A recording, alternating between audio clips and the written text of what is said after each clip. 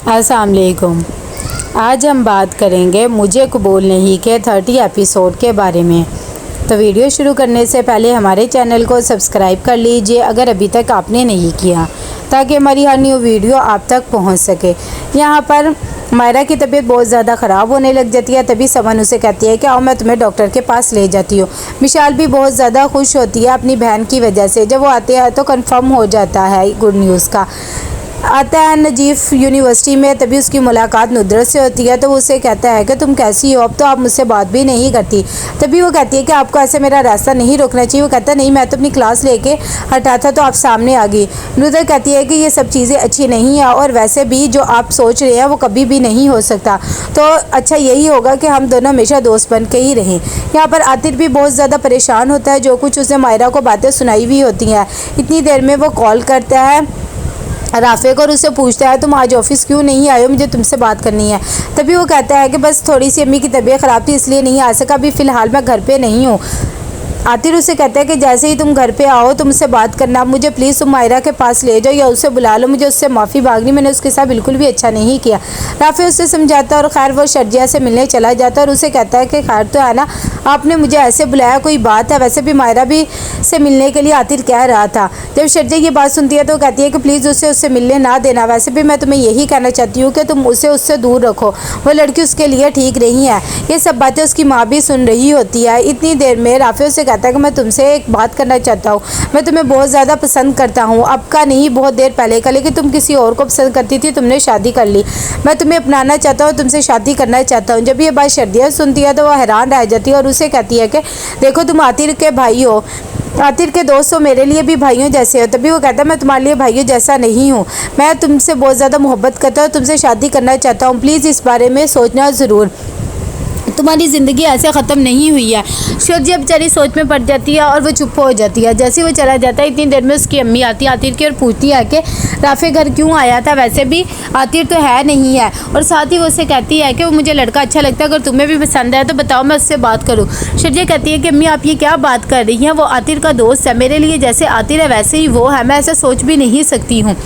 यहाँ पर समन मिठाई का डब्बा लेके आती है और सलमान को बुलाती है और मुँह मीठा करवाती है और कहती है कि आज मैं उसे डॉक्टर के पास लेकर गई थी मायरा को। शकील को गुस्सा आया हुआ होता है लेकिन वो चुप होता है। तभी समन कहती है कि मायरा की तबीयत ठीक नहीं है और अब उससे बिल्कुल भी जॉब वगैरह नहीं करवाना, उसे रेस्ट की ज़रूरत है। जब ये बातें सलमान को पता लगती है तो हैरान हो जाता है और कहता है कि अच्छा ठीक है, और बाहर निकल जाता है क्योंकि वो इस बारे में डिस्कस नहीं करना चाहता।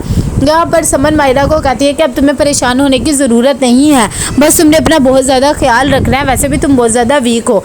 जैसे ही वो बाहर जाता है तो अपने अब्बू के साथ आता है खाना खाने के लिए, क्योंकि वो घर से नाश्ता करके नहीं आता है। शकील बहुत ज़्यादा गुस्से में उतर कहता है कि ये तुमने क्या कर लिया, अभी से तुम बाप बन के बैठ गए हो, तुमने तो बिजनेस करना था, क्या सोचा अब क्या करोगे उस लड़की को, वैसे भी जॉब तो अब वो करेगी नहीं।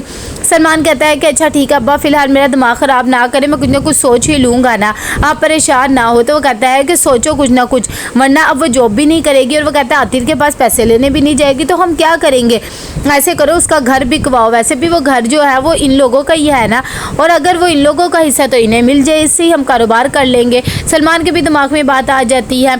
यहाँ पर समन कॉल करती है अपनी अम्मी को और बताती है कि माशाल्लाह से मायरा की गोद हरी हो गई है। वो साथ ही मिशाल का भी पूछती है तो कहती है कि अभी उस तरफ से तो कुछ भी नहीं है, लेकिन अल्लाह बेहतर करेगा।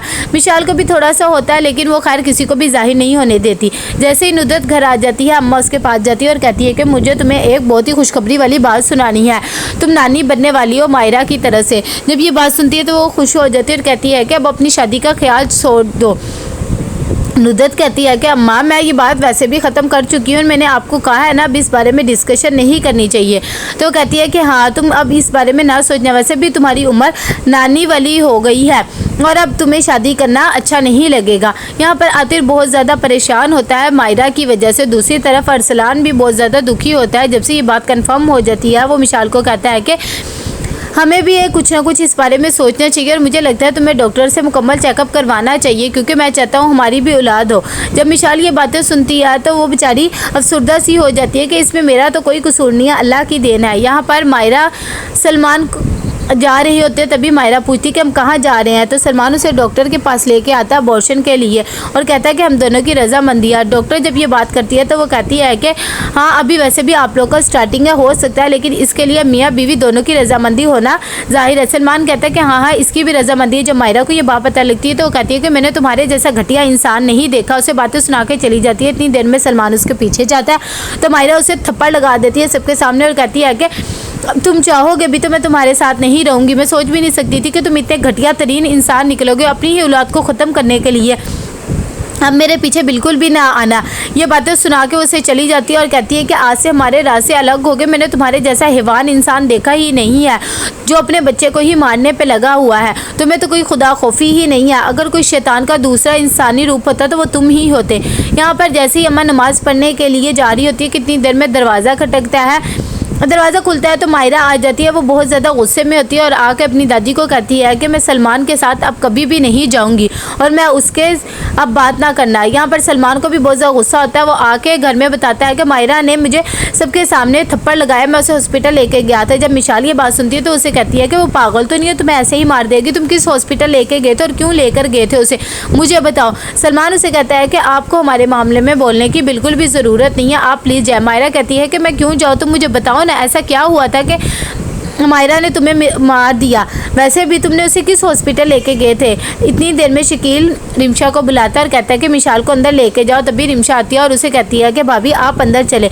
यहाँ पर समन कहती है कि बताओ ना किस हॉस्पिटल लेकर गए थे जो उसने तुम्हारे साथ ऐसा किया है। तभी सलमान अपनी माँ को सब कुछ बता देता है।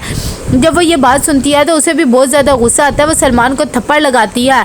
तभी सलमान गुस्से से अंदर चला जाता है। उसे बहुत ज़्यादा अफसोस होता है कि इतनी गिरी हुई हरकत इसने कर ली है। शकील पास खड़ा हुआ देखता रह जाता है और वो चुप होता है क्योंकि कसूर सलमान का ही होता है। वो बोलता नहीं है और चुप करके अंदर चला जाता है। यहाँ पर मायरा भी बहुत ज़्यादा परेशान होती है। उसे सलमान की बातें याद आ रही होती है जो उसने डॉक्टर के साथ की होती है कि अभी फ़िलहाल हमें बच्चा नहीं चाहिए और हम दोनों की रजामंदी है इसे ख़त्म करने में। विशाल कॉल करती है मायरा को और उसे कहती है तुम कहाँ चली गई हो।